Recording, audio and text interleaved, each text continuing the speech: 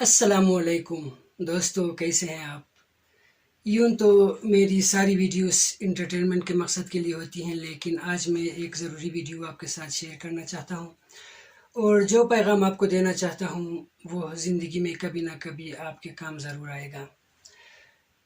कल 8 जनवरी 2024 को मुझे DHQ हॉस्पिटल चतराल जाना पड़ा, क्योंकि मेरे बेटे की ज़ुबान के नीचे एक छोटा सा फोड़ा निकला हुआ था। उसे डॉक्टर को दिखाना था। मैंने उसे डॉक्टर को दिखाया, टेस्ट वगैरह किए, तो डॉक्टर ने कहा कि घबराने की कोई ज़रूरत नहीं है, कोई इन्फेक्शन नहीं है, दर्द भी नहीं होता होगा और खाने पीने में और बात करने में भी कोई दुश्वारी नहीं होती होगी। मैंने कहा बिल्कुल भी नहीं होती। तो उसने कहा कि इसको ऐसे ही रहने देना है या इसको रिमूव करवाना है। तो मैंने कहा सर इसको रिमूव कर लेना, आपकी बड़ी मेहरबानी होगी,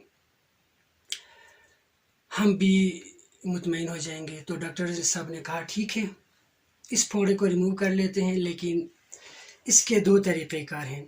एक तरीक़ा ये है कि आपको मेरी क्लिनिक आना पड़ेगा, उधर हम ये काम मशीन के ज़रिए से करते हैं, ना दर्द होगा, ना टांके लगेंगे, ना खून निकलेगा। और दूसरा तरीक़ा ये है कि यही काम हम इस हॉस्पिटल में करेंगे, लेकिन ब्लेड के ज़रिए से करेंगे, टांके लगेंगे, खून भी निकलेगा, बच्चे को दर्द भी होगा। तो हैरत की बात यह है कि वो ये सारी बातें मेरे 10 साल के बेटे के सामने कर रहा था। अखलाकियात देखिए, प्रोफेशनलिज्म देखिए। तो ये सारी बातें सुनकर मेरा बेटा रोने लगा। तो मैं अपने बेटे के कान में जाके कहा कि आपने घबराना नहीं है भाई, चुप हो जाओ, कोई मसला नहीं, ये सब अपने पैसे के लिए करते हैं और मैं तुम्हें कुछ नहीं होने दूंगा। तो मेरा बेटा एकदम चुप हो गया। तो मैंने डॉक्टर से कहा कि सर ठीक है, आपकी क्लिनिक चलते हैं क्या, अभी चले? तो उसने कहा नहीं, 2 बजे के बाद। तो मैंने कहा अभी तो 11 बज रहे हैं और 2 बजे तक मैं इधर क्या करूँगा सर, और मुझे वापस गर्म चश्मा भी जाना है, प्लीज़ आप इधर ही कुछ कर लें। ठीक है, दर्द भी हुआ तो कोई बात नहीं। तो डॉक्टर एकदम गुस्से में आ गए और गुस्से से कहा आप इलाज भी करवाना चाहते हो और आपके पास टाइम भी नहीं है, ठीक है जाओ सर्जरी के ये सामान लेके आओ, मैं लिख देता हूँ, इधर ही करते हैं। तो मैंने कहा ठीक है, वो सामान में लेके आ गए और सर्जरी के सामान वह भी ख्वार में बोल रहा है कि ऑपरेशन हो हमें सामान, और वह भी बच्चे के सामने। तो और भी खौफज़दा करता है बच्चे को। ये सिर्फ एक वाक़या नहीं है यार, कितनों के साथ ऐसा होता होगा, कितने लोगों को डराते होंगे, कितने लोग हॉस्पिटल जाते होंगे, गाँव में किसी से 2-3 हज़ार रुपये कर्जा लेके हॉस्पिटल जाते होंगे और ये क्लिनिक माफिया के जाल में फंसते होंगे। बात ये है सोचने वाली।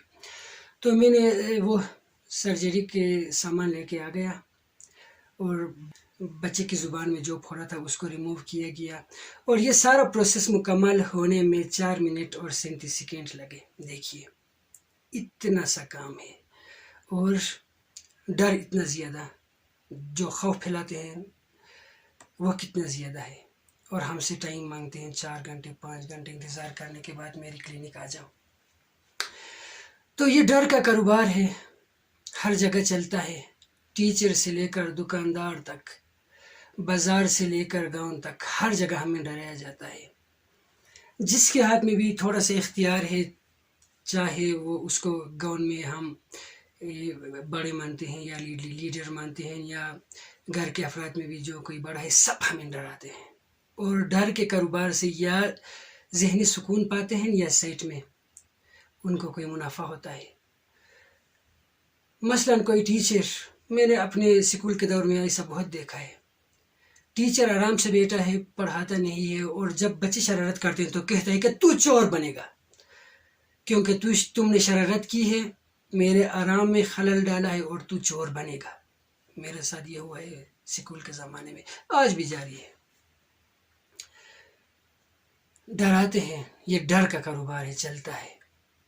कोई कहता है वालिदैन को, कोई शख्स आके गाँव में वालिदैन से कहता है कि तुमने अपने बच्चों को फलान स्कूल में डाला है, उनका कोई मुस्तकबिल नहीं है, बच्चे डर जाते हैं। दूसरी तरफ मुनाफा कमाया जाता है, कारोबार चलता है, कारोबार ज़िंदगी हर जगह।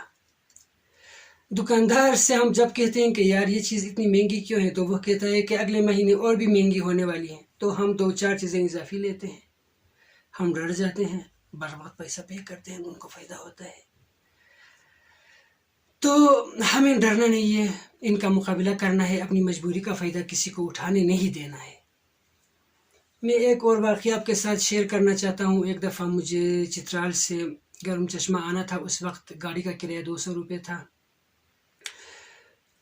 تقریباً دن ڈل چکا تھا. ہم گاڑی میں بیٹھے ہوئے تھے کہ کب ڈرائیور آئے گاڑی کو اسٹارٹ کرے. اتنے میں ڈرائیور آ گیا اور کہنے لگا کہ آپ لوگوں کو مجھے ڈبل کرایہ دینا پڑے گا کیونکہ شام ہونے والی ہے، گرم چشمہ پہنچتے پہنچتے رات بھی ہو جائے گی اور مجھے واپس آنا پڑے گا، اور وہ بھی خالی گاڑی کے ساتھ. اتنے میں گاڑی سے نیچے اترا اور کہا کہ میں ہوٹل جا کے سوؤں گا، آرام کروں گا، انجوائے کروں گا، لیکن آپ کو 200 روپے اضافی نہیں دوں گا. میں کیوں تمہیں اپنی مجبوری کا فائدہ اٹھانے دوں؟